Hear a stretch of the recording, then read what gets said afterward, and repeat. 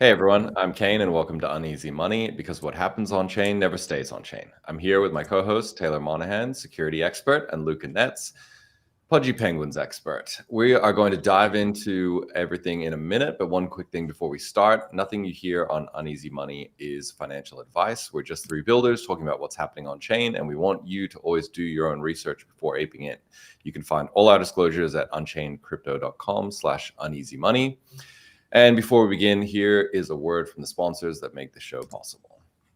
The Energy Network is an intelligent, decentralized grid that coordinates smart devices to balance supply and demand. Energy Dollar is the native token of the network from one of Europe's fastest growing energy startups.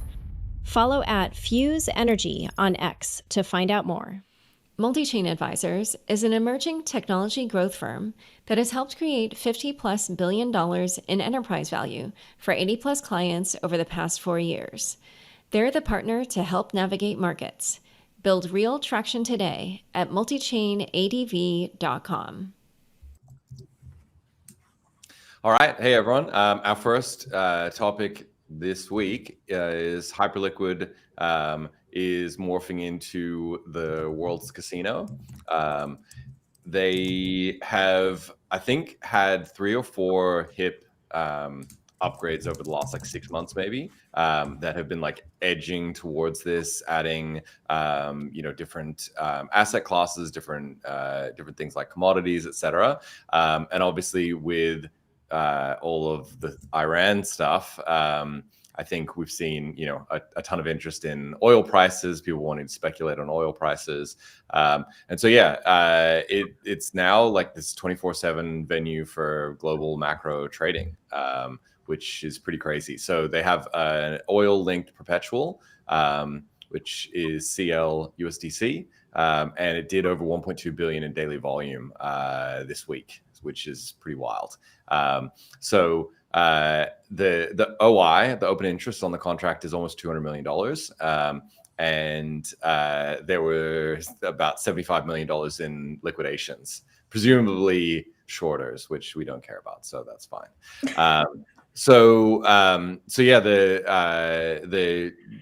I think the interesting thing there's a few interesting things about this. People have, including me, tried to launch commodities. Synthetics launched, oil commodity back in 2021 or something with Chainlink, and it was, first of all, max pain to get it launched because the oracles were not available. Chainlink had a whole oracle system that was set up, and then the upstream provider of the data rugged them at the last minute and was like, no, you can't put oil on chain. Oil. It's pretty crazy to think that that was a bit of a controversial thing. Now we put shares on the blockchain, but at the time it was no, sorry, that's our proprietary data. You can't just give it to some cracked DeFi project to trade. So in the last 6 years, I guess the world has evolved quite a bit. And I think the most interesting thing to me about this, I guess, is that it really just comes down to having a highly liquid venue. If you have a really liquid venue, everything suddenly works. Things that people have tried that didn't work before, all of a sudden work.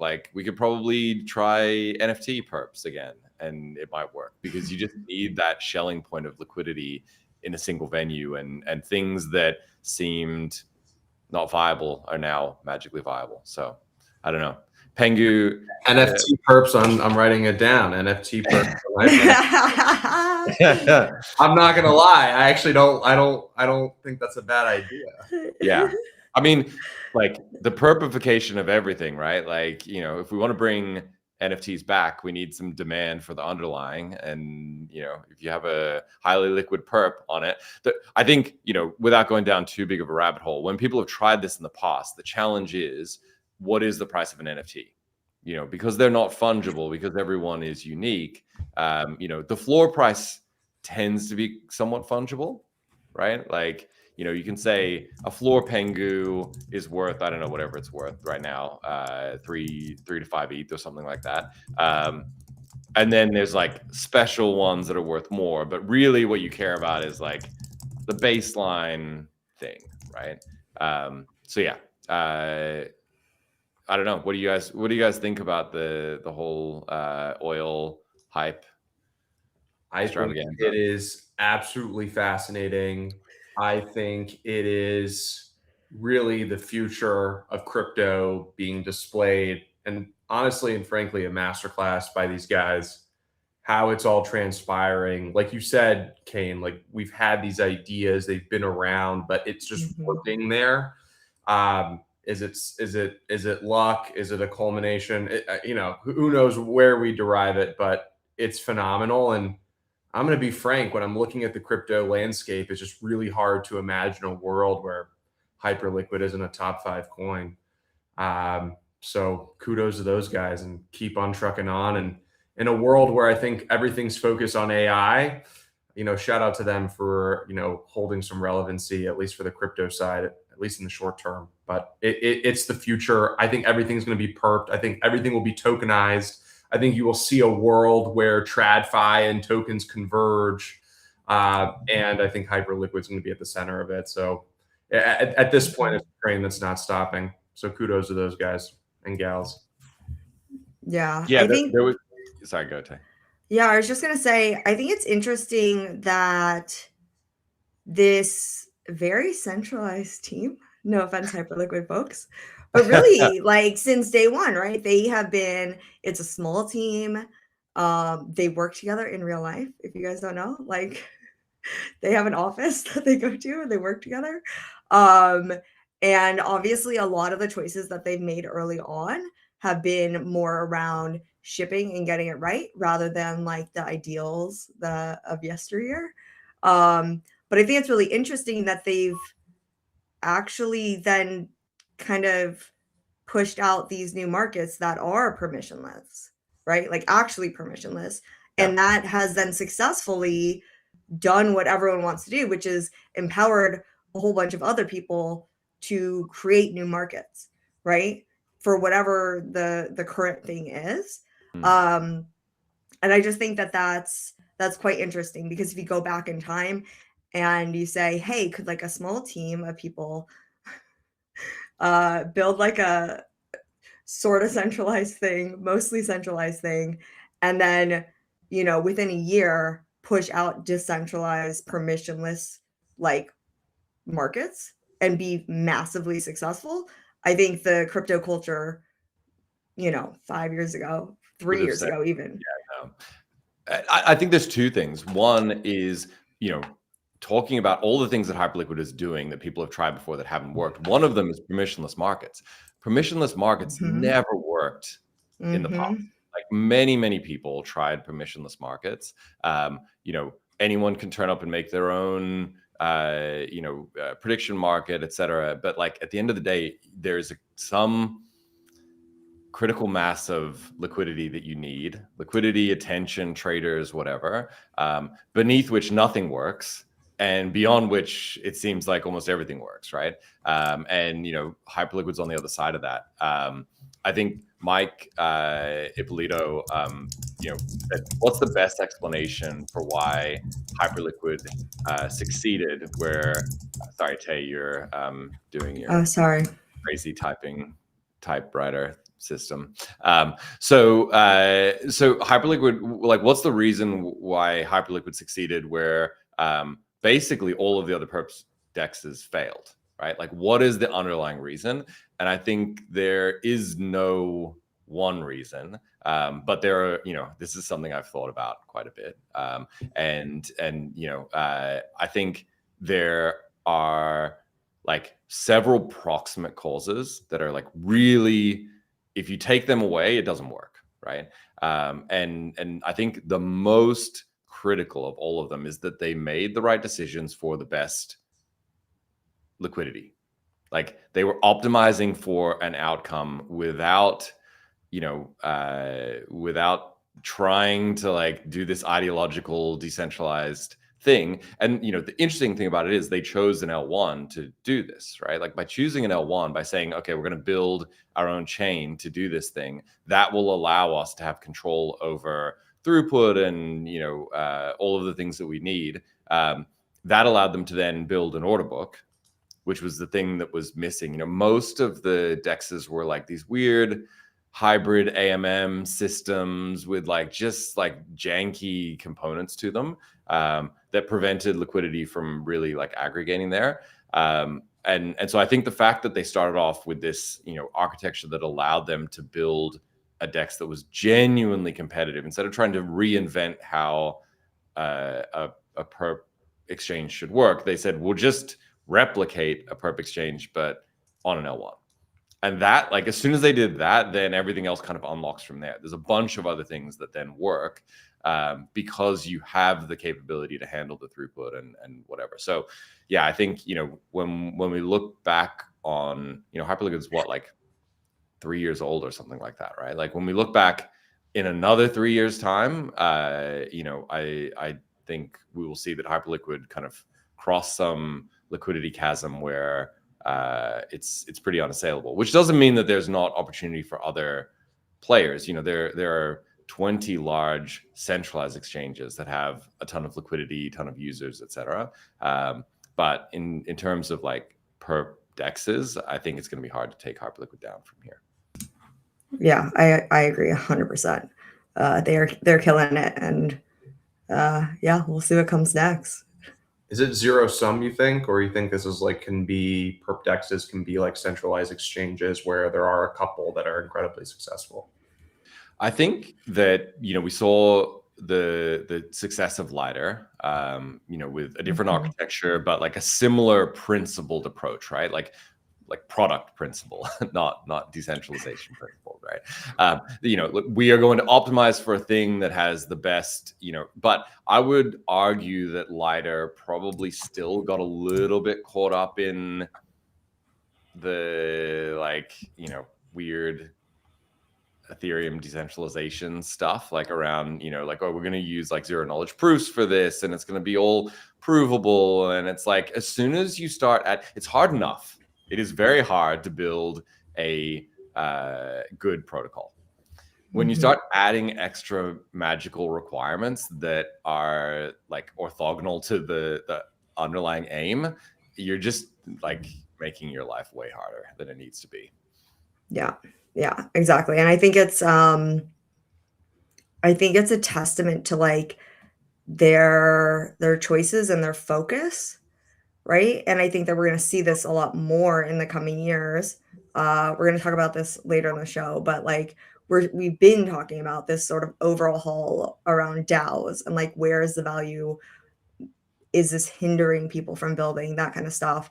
And I think that, yeah, I think crypto is growing up a bit in the sense that you have to focus, right? You have to set those goals, and those goals have to be have to revolve around your success, not around some fancy technology, some fancy culture, some fancy, whatever it may be. And I think in this case, the most interesting thing is that the permissionless markets are actually part of their goal, right? Their goal is to build the best, the fastest, the most used, the highest liquidity. Obviously, permissionless markets unlock a whole new layer of markets, right? And but that sort of that drive comes from that singular goal that they've had since day one, rather than some philosophical, ideological thing that they wanted to do. And I think that is another thing that we're going to see more successful teams do. And it doesn't necessarily mean that we're going to lose the ideals or lose the value of the permissionless tech. It just means that the permissionlessness is going to come from the value rather than from some enforced culture or ideals or whatever it may be. Yeah, I'm glad. I remember coming into crypto, and I remember my day one, it felt like you had to do two things, which was accomplish the function of the business that you were trying to accomplish, and then also pander to the ideology that everyone had. And if you actually, the unfortunate part is they were most of the time paradoxical. They meant opposite things. And like in our situation, like, you know, imagine if everything that if I got caught in that loop, we would have unequivocally failed. I'm glad that crypto has matured past this point where I think people are starting to accept that. And I've said this about Ethereum. There's two different blockchains there, and there's two different functions. I think like one is to be, you know, important for the world and important for humanity, and those builds are different than builds that are supposed to be performant and make money and that, you know, can scale into really big organizations. Like, you know, those two ideologies are functionally different, and it seems like we're going from this, you know, cypherpunk ideology, which again, like, got us here, and I think is very important for just, you know, remove the money and the success, right? Like, that's just an important fundamental, you know, right that I think humans should have, that I still think is important. But in a world where you're going to compete with AI businesses and, you know, huge financial incumbents, like, you do have to play their game to a certain extent. And I feel like we're crossing into this new era where it's okay to, you know, build a first principles business in crypto and not try to, you know, save the world while you're doing it. Yeah. I think, yeah, like there's two issues here, right? Like, one is that the audience, you know, we weren't completely retarded. Like, the audience that we had at that time, yes, we were building for, it was like a giant circle jerk of people that were like decentralization and communism and like all of these things, right? And so, you know, if you didn't do that, you had no audience. Like, genuinely, like, if you weren't like decentralization first, there was no audience for you. Now, it didn't help that we also had all drunk the Kool-Aid, because we were all in that audience. So it was this bubble of people that were like, we're going to change the world by like forcing the world to be like us, right? And, you know, we're going to do things like in a maximally transparent way, et cetera, et cetera. So you had these two things of like a bunch of crazy people who were like ideologically aligned, and then that was the only audience that you had, right? And if you deviated from this stuff even a little bit, like, my favorite thing from like the old like Haven Synthetics days, like, this goes back to like 2018 or something. There's a Reddit thread where this guy like tears us apart because we had proxy contracts, and the contracts weren't like completely immutable. And it's like a tirade, and people are just like piling in, like, these guys are monsters, and like, how could you do this? And we're like, we just want to be able to build things quickly, guys. Like, and they're like, unacceptable. Like, you cannot optimize for anything other than pure decentralization. And so I do think that, like, as the audience has matured, right, and as we've like added more non-ideological people, we have gotten to a point where, like, you have an audience where you can do things and not immediately get, you know, burned at the stake for not you know, being maximally decentralized. And then I think the second thing is that there's like very practical we didn't have many practical examples of like good businesses in crypto. We had L1s and protocols that were like, they happened to be very decentralized and very successful. So it was hard to like look at a thing and go, oh, you know, I want to be more like Pudgy Penguins where my shit is in Walmart than,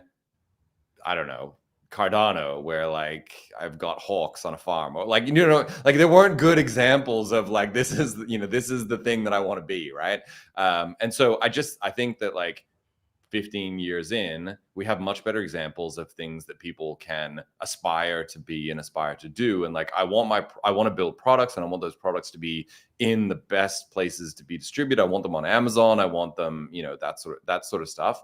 And I don't need to be a DAO, and I don't need to like do everything in public and be maximally decentralized. And so, you know, that also conveniently happens to be a much more sensible way to build value. Yeah, and I don't think it means that we have to like lose the values entirely. It just means from like an operating perspective, like the core goal of what you're trying to build needs to come first. And the reality is like decentralization, permissionlessness, all of these things are valuable, but they're not inherently valuable. Like just building something in that way doesn't make it valuable. However, as we've seen with like Hyperliquid, right? Once they've unlocked permissionless markets, that is new value on the table. They are creating new value in a way that is one, aligned with their goals, but like two, like huge amounts of new value that they couldn't do by themselves.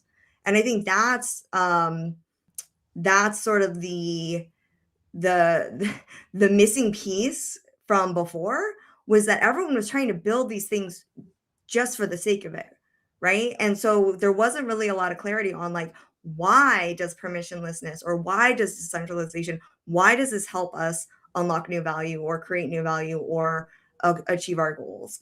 And that's why, like, Luca, you put it really well, right? You're like, we had to do these two things that were like not the same at all. Like we're trying to achieve our business objectives, but then we're also like, trying to pretend we are something. And we got to tell everyone what we're doing like 6 months before we do it. And so, yeah, I'm excited. I'm excited to see what comes next. I do think that thinking about it in a purely like I don't think that there's a reason to think that like the cypherpunk like values are completely gone. It's just that you're not starting from those things. You're not doing them just for the sake of being this thing. It's going to be, it's going to come from your broader goals, what you're trying to do for the business, for the product, for your users. And I think that's better. Like Ethereum is the embodiment of this, like at the protocol layer. If you're building something on Ethereum, that is just like much better inherently than if you were building your own database. Yeah. So like this was like one of the problems is it was like everything all the way up the stack has to be decentralized. And if it's not, then, it's worthless, right? And it's like, actually, there's different ways that you can approach this problem, right? Like, don't be custodial. I think that's like not, don't be custodial. Like if you have to be custodial to achieve your aims, then that's not ideal. But even then there's like, some kind of gradient, right? It's not binary. But, if you're non-custodial and you have 10 different teams that are really centralized, that are competing hard against each other, the outcome you're going to get when one of those is successful is just inherently better than if you have 10 teams that are trying to be maximally decentralized and compete against each other. It's just like, we've seen the empirical evidence of this. Like every single time someone turns up and is like, I'm going to build this as if it were a business, but on these rails, and it just is better. Yeah, exactly. So, all right, let's see what happens. One thing, Luca, you made this kind of offhand comment about Ethereum, the network, and this has been on my mind. I think that particularly because Vitalik has had this very long-term view, right? Of like, this is where we want to go to, and I think he, there's definitely been missteps, right? Like the whole L2 thing, there's been a whole bunch of places where like the world has not ended up in the place that the Ethereum community, and particularly Vitalik, expected it to end up, right? Of course, like it's hard, like, you're building things in an imperfect information environment, right? But I think that like the outcome, the goals, the long-term goals have kind of remained really clear. And, I remember sitting there in 2018 and Vitalik was like, the merge is coming in 3 months or something ridiculous, right? And, it was actually like 2 years later. But when we look back, it's like, that's actually not that bad. But I think that there's something that is about to happen in Ethereum that is not priced in at all, which is that for the last, 10 years, there've been like 20 guys who can actually build the thing. And all of a sudden, there are these magical aliens that we have inside our computers that are making everyone so much faster, better at building this stuff. There was someone who was like, I built the whole 2030 roadmap on the weekend, right? And it's like, cool. Like, obviously, we're not going to ship that tomorrow, but the pace of innovation in the Ethereum community, I think, is about to accelerate massively. And if some of those things that were, I remember we even talked about this on like one of our pilot shows that didn't get published, right? We talked about the 2030 roadmap and how like ridiculous it was that you were like publishing a 2030 roadmap. Like, we could be past the singularity by then, right? But I think that 2030 roadmap might happen in like a year now. And if it does, that is just not on people's radars. I don't think they have an expectation of how quickly Ethereum ships and how quickly it moves. And it's been better lately because of better coordination. But I think we're about to see what happens when it gets better, because all of a sudden the engineering resources are 100x what they were, 6 months ago. Let's go. I love it. All right. Before we continue, here's a word from the sponsors that make this show possible. The world is about to see one of the largest infrastructure shifts of the century. New technologies are using more energy than ever before, but our legacy grids can't supply the demand, and we are barreling towards a global bottleneck. So Fuse is rebuilding it. The energy network is an intelligent, decentralized grid that coordinates smart devices to balance supply and demand. The network harmonizes existing infrastructure, increases grid capacity, and unlocks low-cost, clean energy. Energy dollar is the native token of the network. The more electricity the world needs, the higher the demand for the energy network. The value of energy dollars may fluctuate. From one of Europe's fastest growing energy startups. Follow at Fuse Energy on X to find out more. Multi-Chain Advisors is an emerging technology growth firm that has helped create over $50 billion in enterprise value for more than 80 clients, like Pith, MoonPay Commerce, and Wormhole. They've worked with some of the largest and most impactful companies in the space. They're the partner you want when you're navigating markets and trying to break out from the noise. They help navigate TGEs, go-to-market, BD, and partnerships, capital markets advisory, PR, media placements, KOL activations, and more, driving execution from launch to scale. Their results are measurable. To learn more and start building real traction today, visit multichainadv.com. All right. Very exciting news. Pudgy Penguins has shipped its Club Penguin moment, Pudgy World. I have to hand in my Pudgy Maxi card because I have not yet played it after 24 hours. So I'm going to be relegated to the Pengu Gulag, I think. But my kids and I are going to play it this afternoon when they get home from school. So I'm very excited to check it out. Yeah, Luca, give us the rundown. What are we looking at here? Yeah, it's a free browser game. Anybody can basically go to pudgyworld.com, click a couple buttons, and basically live in this immersive universe. As I was mentioning to Kain just a second ago during that commercial break, it's one of the, always a good time in the igloo when, people outside of our sphere, specifically technical people, kind of give us our praise, specifically around the 3JS web GPU community. I was telling Kain just a second ago that there's only a couple people in the world who can build a product like that. It's really a developer and a talent issue. Not many people build in that tech stack, specifically in the WebGL realm. And I can confidently say we probably got one of the best out of, 3 or 4 or 5 guys in the world that know how to do that. So it's a unique experience in and of itself. Really proud of it. It's the first game we've ever built in-house. So Pudgy Penguins has shipped games in the past, most notably Pudgy Party, which is our partnership with Mythical Games, which is a AAA mobile gaming studio. But we built this all in-house, and we've never built games before. Probably the closest build to this that we've done is our igloo.inc website, which is just like an immersive lander. Yeah. That is a pretty cool experience, to say the least. But it's great. I think the reception is great. Obviously, we have a lot more to go. I think we have an AI agentic vision for what I think this could be. Like, how do you bring Tamagotchi to like this immersive world, and like you have to take care of your AI age. Like we have a pretty big vision for it. But we needed to see if people even wanted the product. And so I think right now today we're averaging about 20,000 daily active users. So far, so good.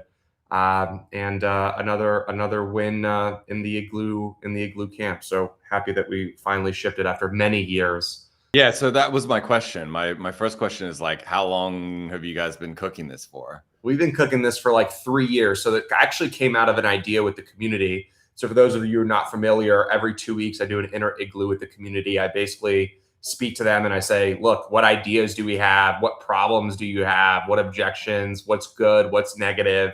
And it's kind of like a good feedback loop for me to keep them aligned and really just the build of the brand and the company as transparent as possible. In that world, we basically, created the bridge with the toy. So you buy the toy, you get the QR code, you scan it, you get your NFTs via Gas's experience. The whole, web wallet is custodial. So that product was built, but then once you kind of built your own little Pudgy Penguin after buying a Walmart toy, the question became really obvious, which is like, what do I do with this character that I just made?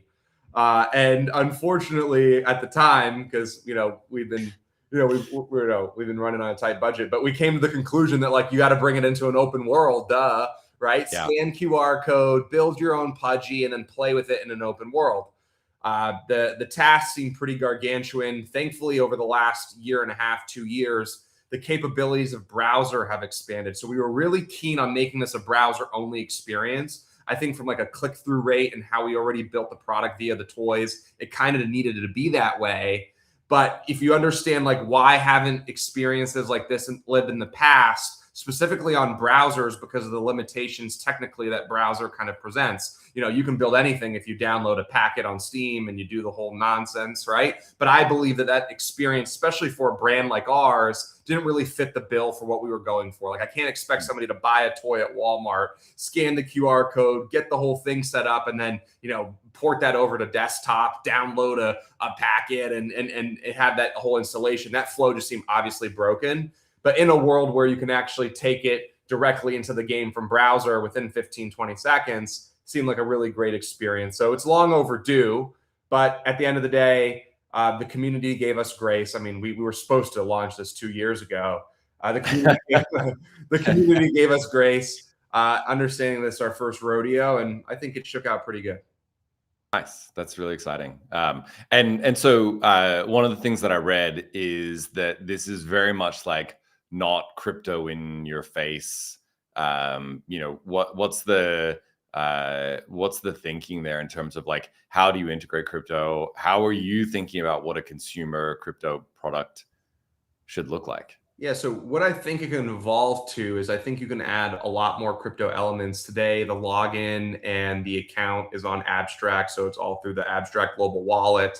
The traits and things that you collect are NFTs, right? So it's not in your face crypto, but those rails are in place so that people can eventually trade the traits back and forth, sell them for real dollars. So you can kind of create this browser cute penguin world, but also that has some sort of real economy tied to it.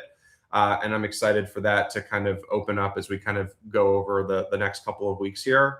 I think from our perspective, I've always been this champion of this idea that, crypto onboarding has to be, or crypto rails have to be a tech stack and not a hook, right? So what I mean by that is like when you tell somebody to get on Instagram, you don't tell them, hey, get on Instagram. It uses this amazing technology called Python, and like it does these great things, right? It should just be a function of how it runs. And we've never been a brand that sold crypto first. We've actually done the complete opposite, right? Which is like sell crypto last and try to merge the two worlds. I think that's really the role that Pudgy Penguins plays within crypto. I think there's other people that are going to try to shove crypto down your throat. I think our role is to be the brand that the family and that every person within that family can get around and participate in without having to understand the complexities of exactly what our industry is. I think as time goes on, the user will mature and they'll start to understand it a little bit more, and we will probably walk them through that process. But everything we ship always has to be crypto second in terms of in the eyes of the user. If at any point in time through that process it becomes crypto first, I think you lose people on that journey. So in layman's terms, I believe in abstracting everything away, Hence why we built the abstract blockchain to try to help build that in that thesis and vein. Awesome. I mean, it's funny, like we have so much Pudgy merch in our house, like it's everywhere. And you know, when my kids' friends come over, like it's the first thing, and it's crazy, right? Like they're not into crypto. It's not like they've like seen a Pengu NFT and they're like, oh, like they have no idea. And they turn up and like we have this like golden Pengu with the red baseball cap backwards, one of the like you know, I guess half-size figures or whatever,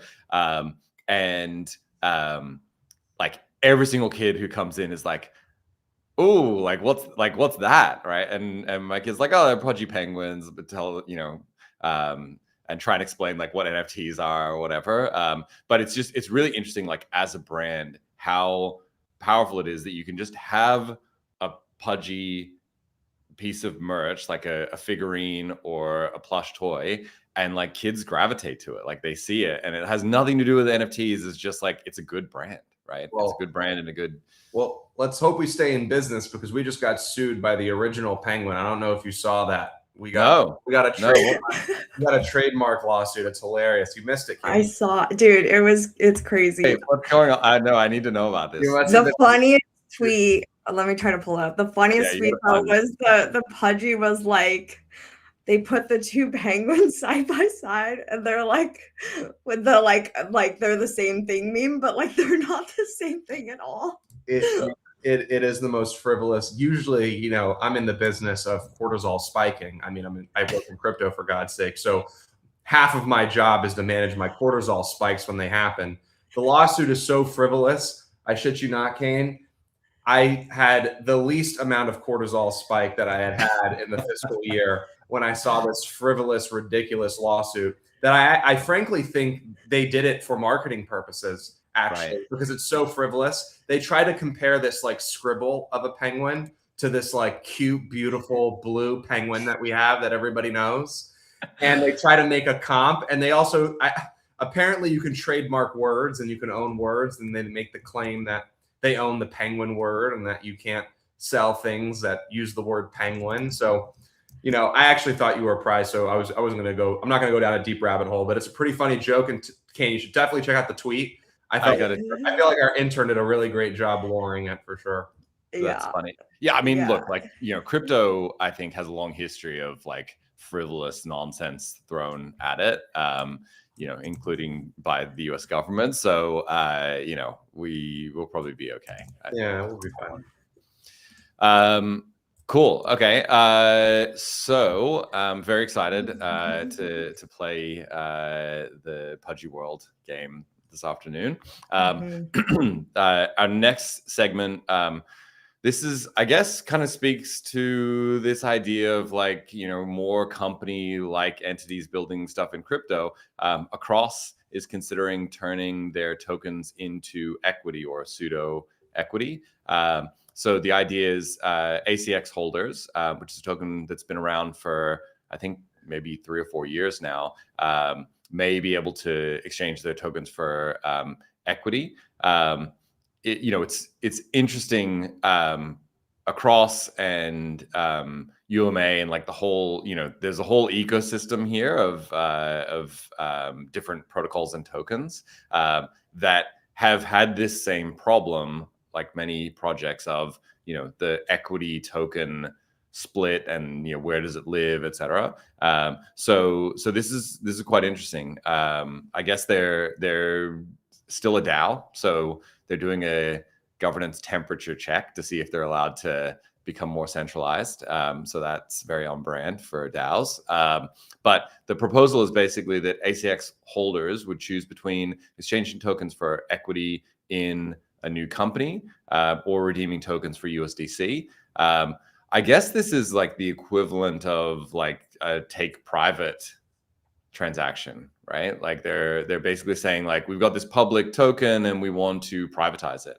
And, you know, we're gonna offer like a you know, open bid on and this is a very common thing in public markets. So we haven't seen much of it because there wasn't much you could do. Like the premiere that tokens get versus being private was so distorted that like it just didn't make sense to do something like this. Like your tokens trading at $100 million and a private company with the same structure would be worth $10 million. So why would you possibly reverse this? But I think as we see more projects that have like decent revenue, decent kind of business structure that maybe are like mispriced by the public markets because tokens have been so crushed, maybe this becomes viable. The fact that they're offering a 25% premium to the recent market price is pretty indicative. I'm curious, what's the FTV at that price? Does anyone know? No, I'll tell you right now. 25% to market premium. FDV would be 70 million. Right. And before the announcement, before the announcement, it would have been 50 million. Yeah, because it pumped, right? Pumped hard. Interesting. Yeah. Interesting. I'm curious, like, I don't know. I guess one thing to point out is I'm not super familiar with the across token, familiar with the bridge, not sure how the value accrues to the token as it is. I think, I don't know, it's just interesting. What is the, I guess, like, what's the end goal here for them, well, right? For the team. Remember, like across was this like second product on top of the original product, right? So like there was an original token and then the new token, and so there's been already some confusion about like where does the value accrue, etc. But across as a protocol, as a bridge, does a lot of volume. Has like very good Lindy, has, I think it's one of the bridges that Infinex integrates. Like they've got a good architecture, good liquidity. So like as a business running a bridge, and this is the thing, right? Like, can a DeFi protocol bridge thing be a business is like the question, right? DeFi Ignis says absolutely not. Get the fuck out. Huge failure of crypto. It feels like a betrayal of the crypto spirit. Investment across, investment access for everyone, anywhere, globally. ACX stops being freely tradable on DEXs. If they ever IPO, that liquidity goes to TradFi instead. It should be the reverse tokenized equity. And look, I think this is a fair point, and people are trying multiple different variations of this right now. Leshner, good friend of mine, has Superstate, where he's trying to, create these kind of hybrid pseudo equity tokens, right? Where it's like a token, but good. And has instead of nonsense. Robert's right? gonna love that description, by the way. I know. Yeah, you can put that tagline on your billboard, Leshner. But Explain that to me though, Kain, because actually this is a very interesting thought and very serendipitous. So actually, what's Lesnar doing actually? All right. So I sat at a dinner with him for 3 hours, and he explained the entire thing to me. So I should have a deep understanding of it, but I do not. I have a very cursory understanding of it because I've purged all context that's not related to AI coding in the last 6 months. But essentially the thesis is that the good parts of tokens are that you like what DeFi Ignis is saying, right? Like global liquidity, global access, transparency. There's a bunch of benefits to the token as an instrument for liquidity and trading, right? Which we all know. Like I think the innovation of tokens was like in the instrument itself, not in the underlying value generation, right? The criticism of tokens has been that you have no idea what it is. most of them are somewhere between nonsense and vapor. Even if you do have something that looks good, every single one is like roll your own pseudo equity. So every single token is issued in a different way with different structures, like there's no template for how you do this. And so, I mean, talking about fungibility, right? Like no token in crypto, I would say, is actually fungible with another token, right? As in like you can, a cross has all of these things that are like similar to SNX, but also very different. And like you would need to have a table that was like 100 rows deep to be able to like do the comparison of all the little nuanced differences of like how a cross works versus synthetics. And that's just 2 tokens, right? Then you throw in, say, Pengu, right? And again, like a whole different set of like things, like where does it live? What happens? What does it do? What doesn't it do? What rights do you get from holding it, et cetera, et cetera? And so the inefficiency of the market is that you have this very, very powerful instrument that is not coordinated at all, right? There's no structure to it. There's no way to reason about it. Most of the ways that the tokens work are not even explicit. They're like implicit. Like, oh, you didn't realize that this thing does that, you idiot? Like, what are you doing? And it's like, that is not an asset class that is investable.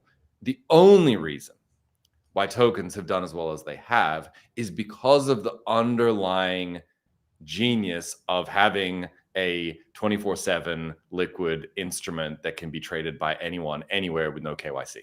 Like that's the brilliance, right? The brilliance is that you have a global blockchain that anyone in the world can access, and these tokens just like flow around on it and can be bought by anyone. So what is he proposing the solution to be?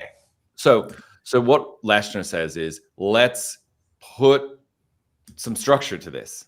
Like, if you buy, let's say, Leshner comes to you and says, okay, we're going to do a proper Pudgy Penguins token that is a representation of the Pudgy Penguins company, is a representation of the cash flows that the Pudgy Penguin company will generate from the business activities that it does. It has very clear rights that you get as a token holder. It has, very clear disclosures as to what the company is doing, what the company is not doing. You can't have a bunch of tokens that are sold on market without, disclosing who's selling them. It makes the token much more like an equity instrument, but it maintains a lot of the benefits of the, global 24/7 highly liquid instrument. Now there are trade-offs because there are like constraints around like who can trade it, etc. But I think that, and this is where like we haven't solved the problem, so we need people trying different ways of solving it. But the idea that we will have tens of thousands of tokens that are all unique snowflakes in terms of how they operate and what rights you get is just not viable, right? Like it's not going to be something that is like actually long-term viable. And so the idea is like find some way to put some structure around this so that people can reason about the difference between the Pudgy Penguins token and the Across token.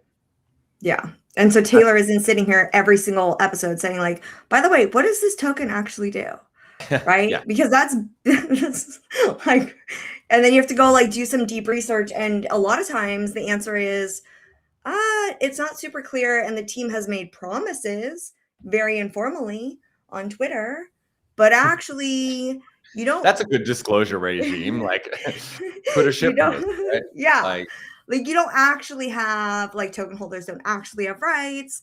It's not actually, if there is like a real company with equity that's separate, it has no real link to the token itself. Jurisdiction is all over the place. So, I think Robert Leshner is approaching it in one way, which is sort of take the good of the traditional system, which has, in my opinion, like the benefit is that you actually do have rights. crazy concept, Like right? that, I think honestly that's the crux of it, right? That like like you have, you know, you have this instrument that is liquid, Mhm. but also has like very clear disclosures around Yeah. what the rights are for holders. Yeah. Well, And I do have some I won't say breaking news, but I will say in this vein, I'm probably before the end of Q2, I probably change how everyone looks at this. Interesting. That's why I'm asking and I'm writing things down. And that's why. Well, so I like my hot take is we should get Leshner on the show. I can force him. I'm on the down. show. So I'll make sure that he comes on the show in the next few weeks, because I feel like this is a thread that keeps coming up. Like, how It should tokens is. be structured? Why? And you know, How he's been thinking. important is this to you, Kain? If you were to index this, like how important is this for the future of crypto? I think you can't find three bigger problems than this. But what do you like? think? Yeah, like 9 out of 10. Yeah. Like easily 9 out of 10. Yeah. You know, so Because if it's we the don't- whole, it's the crux of everything, right? It's like we have undefined, informal shit posting as rights, and then people keep getting rugged.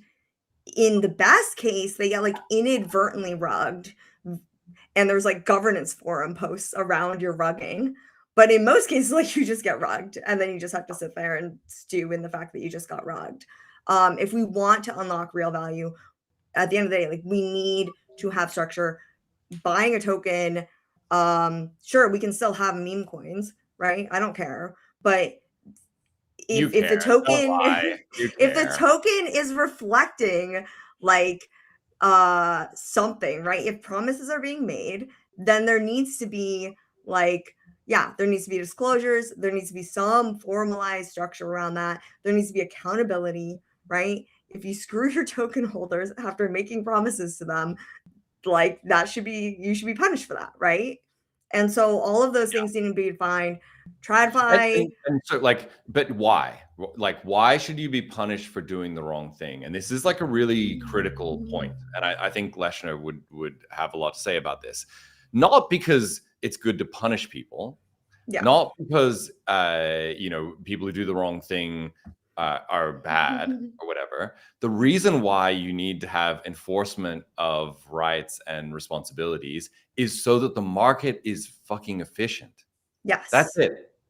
If the market is inefficient, then we're allocating capital poorly and everyone is going to be impoverished, right? If we're allocating capital well, because we understand what we're allocating capital to, and we don't put money into nonsense because we know it's nonsense, and we put money into good things because we know they're good things, then we will have a much more efficient market and everyone will be happier and we will generate more value. And that's it. Like, it's not because people are bad or rugging people or, you know, like this is a sad situation. There's none of that. Like, who cares about any of that? The sole reason to have, you know, disclosures and clarity around what the rights of token holders are is to make the market more efficient. It's better for everyone who is trying to generate value that people can reason about the value that they're generating. The more transparent and open and easy to grok it is, the better.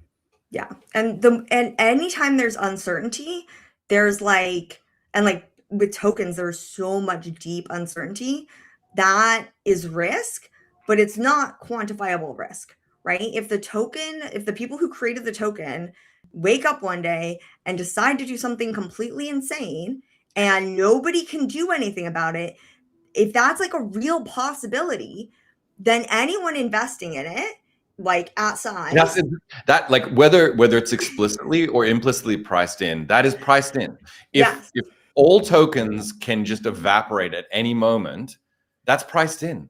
Yeah. Like the market understands that. How is it priced in? Because 90% of people will not touch them.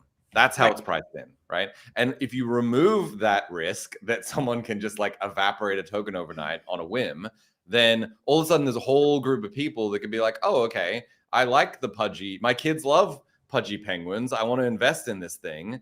I just want to make sure that if I put $1 million in, that it's not going to just disappear the next day. Right. I want to know, like, what are my rights? What am I going to get? who's going to make sure that Luca does the right thing?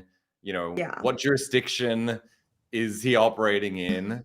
You know, is he in the Seychelles or is he in Miami, right? Like, you know, we need to know like what's going on here. And if we know all of that, then it's like, okay, now I feel comfortable. I think the Pudgy brand's awesome, and I'm going to, you know, I want to put $10 million into it. Great. Right. Because then you can reason about the risk as well. But when like the quote unquote long tail risk is that the whole thing can just disappear, and that long tail risk isn't actually long tail, it's like the entire risk stack. Like, I'm sorry, it's completely insane. And I think it's one reason why the industry has gravitated towards meme coins, because it's like the facade of all the other tokens, like, turns out you didn't actually have rights. You know what I mean? And people kind of got sick of that. But the solution is not to just turn everything into this like nihilistic, nobody expects that they have rights. The solution is to fix that. Like, the solution is to like establish structure, do disclosures, have rights, uphold promises, create accountability, on and on and on, so that people can then reason about the risk, and then you can unlock immense value. But the problem is that there was a period of time where the partners who would have been sitting on the other side of this process were like, if you come within 2 miles of our building, you will be disappeared. And no one will ever hear from you again. And maybe not even that. Maybe we'll just come to your house and just like, you know, shoot you in the head, right? Like, those people were the ones who were supposed to be working with us to create a regime where you could have clarity, right? But the problem was, and you know, we saw this with that like Mary lady or whatever the hell her name was. She's like, you're all scammers. So why would I, like, of course I'm going to shoot you in the head if I have a chance. Like, you know, the fewer of you that exist, the better the world will be, right? Like, that was like the tacit assumption behind all of the things that they were doing, right?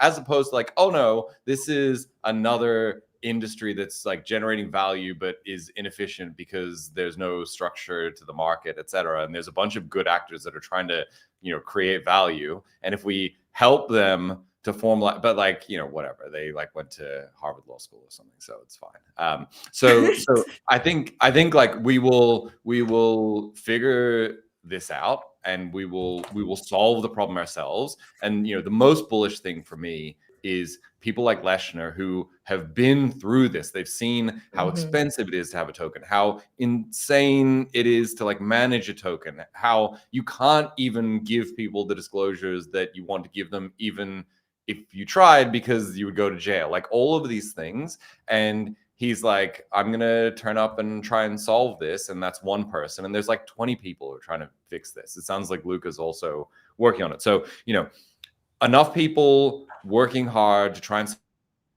and the problem will get solved. The market will solve it, which was always my view, is like hoping that Mary from the SEC solves our problems is like just not a thing. Right. So, you know, I'm bullish on our ability to actually innovate around this and solve it.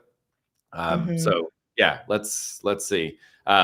I think our last segment, if we still have a little bit more time, we do not. Okay. I guess we're going to wrap it up here then. Yeah. So we'll talk about Aave next week, and maybe so that's it for this episode of Uneasy Money. If you enjoyed the conversation, follow the show on the Unchained feed on X and subscribe wherever you listen to podcasts. And if you're watching on YouTube, hit subscribe and drop a comment. It really helps the show reach new people.